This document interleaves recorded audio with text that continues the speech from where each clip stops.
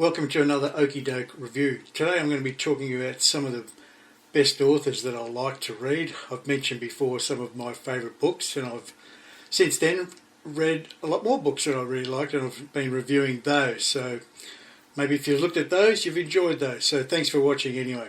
So I'm going to start with British novelist Michael Dibdin. Unfortunately, he's passed away now. He passed away in 2007. He was born in 1947.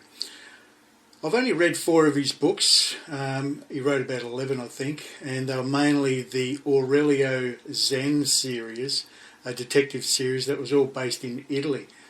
And they're just such good books, and I just haven't got round to reading any more, but I think I will.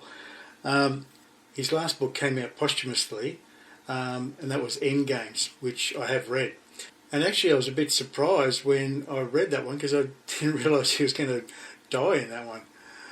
Anyway, good series. Michael Dibdin is very descriptive. I like the way he talks about Italy and the characters. Some good characters there, and of course some of that mafia sort of stuff sort of comes in and plays a role. But they're just really nice settings, and I just thoroughly enjoyed them. So that's my first one, Michael Dibdin. Next one I've mentioned before, James Lee Burke. He's an American novelist, born in 1936. He's still around, still writing, I believe. Mainly known for his Dave Robichaud series, detective or policeman down in southern Louisiana down there.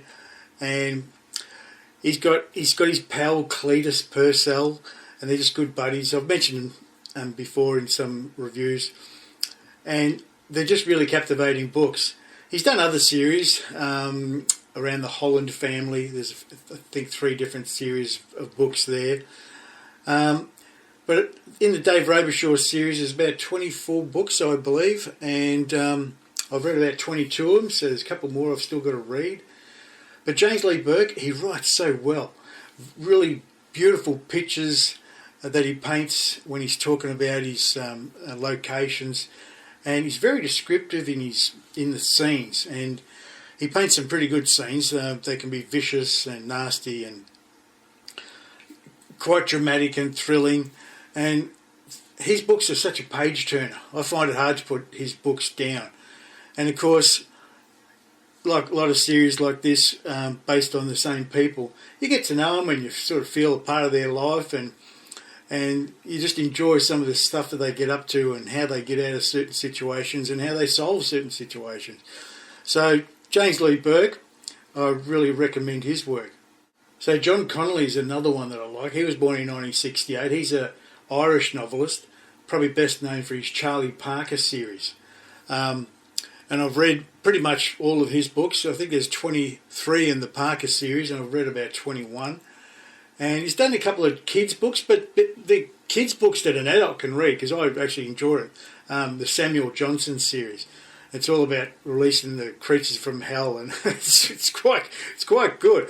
It's quite good, and it's a good kid story because it's warm, even though it's brutal and it's got hellish figures and stuff. But it's a good children's book, and I think children like that sort of thing these days. And when I say children, teenagers, I mean adults can read it. But back to the Charlie Parker series, I think the first one of his I read was Bad Men. And it's quite a haunting sort of series. And when I say haunting, it's a good word because a lot of his books have got a supernatural element to them. And they're quite a bit creepy, thrilling, a lot of drama, great scenes. Charlie Parker's wife and child were brutally murdered horrifically, and he gets, he's plagued by memories of them, and he still sees them. And he has a couple of helpers that have got quite some good skills. They're a homosexual couple, but they are a fantastic couple of guys. And one's a big brutish black man. The other one's I don't know, sort of like what's Pesci's first name? That actor Pesci. I just picture him as the smaller guy. But they're very cluey. They're very good at getting certain jobs done. I don't want to spoil it too much there, but Charlie Parker series, great John Connolly books. So I highly recommend those. with a similar name is Michael Connolly, and he was born in 1956, American author. Probably best known for his Harry Bosch books, Hieronymus Bosch. They just call him Harry. And there's been a TV series about that, and Michael Connolly's done some other works that have gone to TV and film. Michael Connolly I think there's about 39 Harry Bosch books, and I've read most of them. There's probably only one or two that I haven't read, some of the latest ones. And he's a LAPD detective, and then later towards the end he gets out of that and helps someone that sort of stepped into his role, and Renee Ballard sort of takes over the series, and even his daughter Maddie Bosch, she ends up being a policewoman as well. So there's a bit of evolving there going on throughout the series, and again, great characters, good stories, very engaging. Keep making you turn the page. It's hard to stop at a chapter. He's also done the Lincoln Lawyer story, which became a movie. So that was Mickey Haller, who is actually Harry Bosch's brother-in-law, I think it is. So, and they cross over a couple of times in books as well. And there's another series, which I just can't think of the guy's name at the moment, but he's a retired policeman, yeah. And anyway, but he gets involved and crosses over with Harry a couple of times, and Mickey. I think they all appear in one book at one stage. But that's another great series. And of course, they evolve, and there's flashbacks to Harry's earlier life when he was in Vietnam and that sort of stuff. And really engaging books. I really recommend Michael Connolly's Harry Bosch series.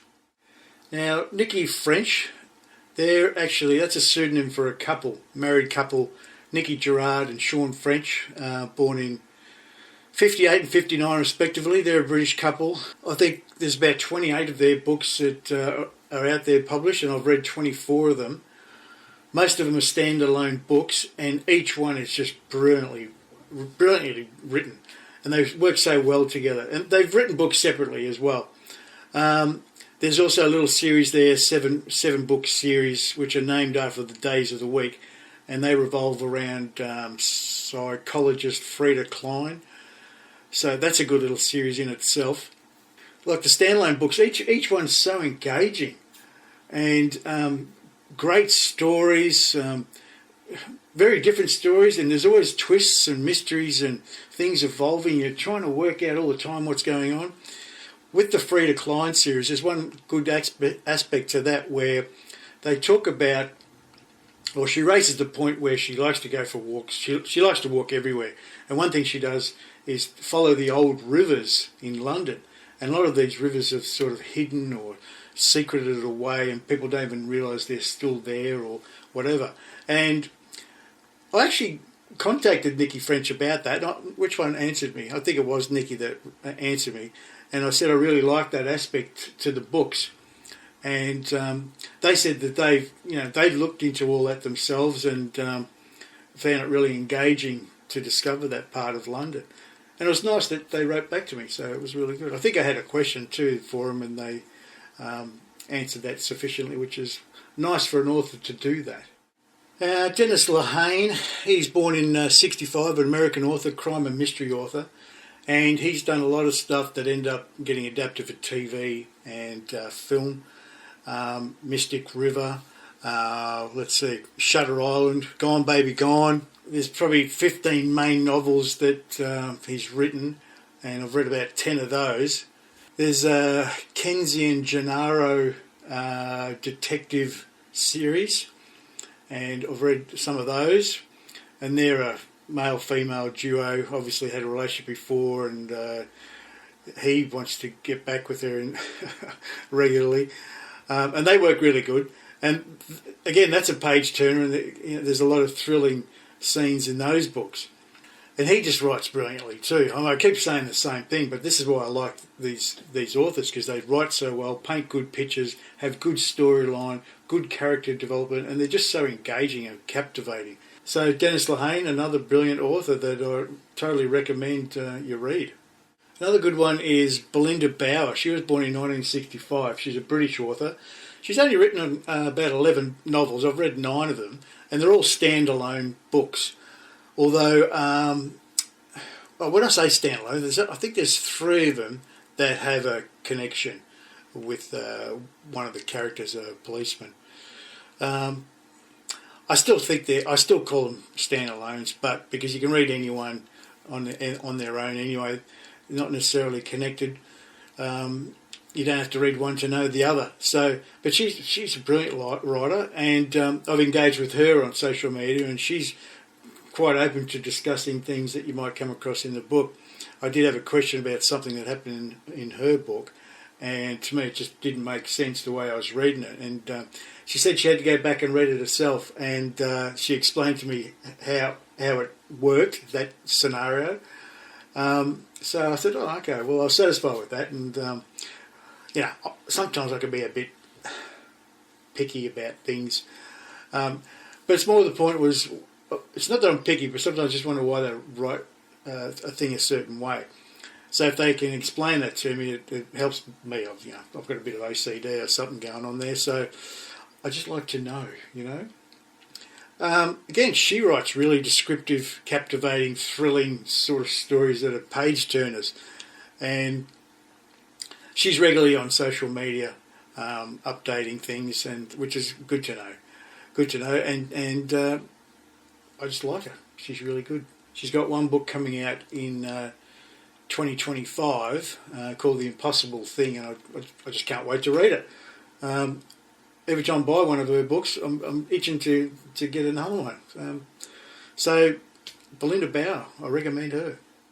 Now, Liane Moriarty, she's an Australian author, born in 1966. She's written 9 books, which doesn't sound a lot, but each of them are great standalone books. In fact, they were so good that several of them have become movies. And, if you like Nicole Kidman, she's in or at least 2 of them. I think 2 of the books have become TV series. One's called Apples Never Fall, which came out in 2024, and the other one was 9 Perfect Strangers. Big Little Lies is also another one that became a series too. I think there was 2 seasons of that. She's got a really good way of creating good characters that connect and interconnect with each other and play off each other, and there's always twists and turns and unexpected things. You think you know what's going on, and then it just goes somewhere else. There was one book, The Hypnotist's Wife was really good. I remember that, but there's another one, and it just escapes me now, where the lady just loses her memory, and she doesn't know her family, doesn't know any of them. It's like, who the hell are all these people? And they're trying to reassure her that we're your kids and we're your husband and all this sort of stuff. And she's slowly got to work out what's going on and who she is. And that was really well written. But they're all well written. I liked all of Liane Moriarty's books. She just does such a great job with them. I think she's got a website, a bit of a social media presence like most people have to these days. So feel free to look into her. Now, Drew Karpyshyn, I think that's how you pronounce it, he's a Canadian video game scriptwriter, born in 1971. He's got a Ukrainian background. And he hasn't written many novels, but there is a Chaos Born trilogy. Oh, it's like, all this minions and gods and chaos and hell breaking loose and old lore themes. There's epic battles and scenarios that are just brilliant, and it's just so engaging. And the characters, the sort of epic sort of characters. He's got a really good mind. He can really picture these things, and I don't know if he draws or not, but I can just picture that he just draws all these characters and gives them life, So Drew Karpyshyn, Canadian author, I really recommend him as well. Now, Tana French, she's a American-Irish author, born in 1973. I believe she's done some acting as well. She writes these psychological thrillers. She hasn't written too many. I believe she's written about 7. and I've read about 5 of those, and most of those are a series. Well, I think they're all a series, like the Dublin Murder Squad series, and they are brilliantly written.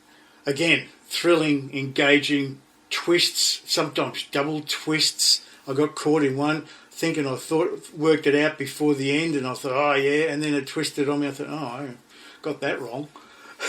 But it was really well done, you know. So she has the ability to write these really thrilling, engaging, captivating page-turners. She hasn't been around for too long, but she's just done some great stuff, so I really recommend her books, Tana French. Now, Anne Tyler, I've mentioned her before in a couple of reviews. Born in 1941, she's had about 24 books published. I've only read 3, but I've got a couple more. Found her in a bargain bin, and it was a great discovery because she's a brilliant writer. Short stories, longer stories, very engaging stories. They're just all standalone sort of stuff, and they're just so beautifully written, as I've mentioned in a couple of reviews before. Now, she's had about 6 film adaptations, which is pretty good. She's really good at writing out her characters and giving them such personalities that sometimes they give me emotions about them that, you really hate them, or you like them, or that you find them funny or annoying or frustrating. But I like that. I've mentioned that before, that when a book does that to me, the characters do that to me, it's working. Because obviously they've written it that way, that's the type of person that is. And if it engages you in such emotions, I think it does the job. You don't want to just sit there and just read and everybody's all fluffy and happy, and, you know, you want characters that get you angry, get you frustrated, get you crying, get you laughing. To me, that's just a brilliant book. And Anne Tyler, she does just a great job of it.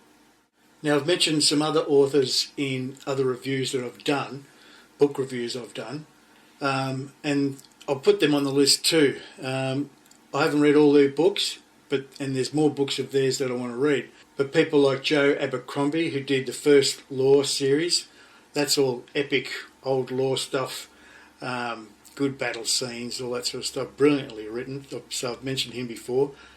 There's Jonathan Stroud, the Bartimaeus trilogy, that I did a review on that. I think he's done a little bit more. Tim Severin, he's passed away now, but he's done lots of books and a lot of non-fiction stuff too, because he was quite a traveller and explorer and that sort of stuff. So he's written about things like that. But he's just written a couple of non-fiction stuff that was just really intriguing, like a Viking series that he did. So I read those and they were pretty good. Some people don't like Dan Brown's work, but I find that they're a page-turner.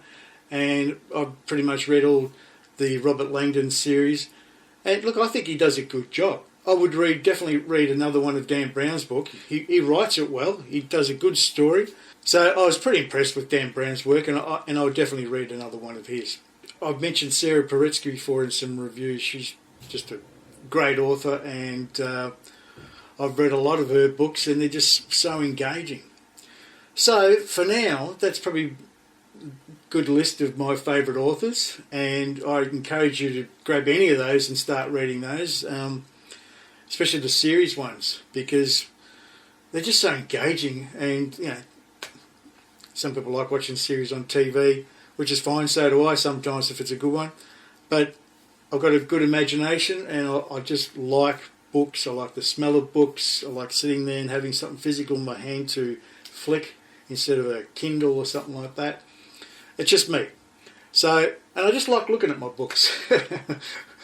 So, I've got a bit of a collection now, so I enjoy that. So there you have it. That's my favourite authors for now, and hopefully that'll inspire you to start reading some of those books. So thanks for sticking with me for this review, and I'll see you again next time. Tom Hanks plays Robert Langdon. Not that I'm against who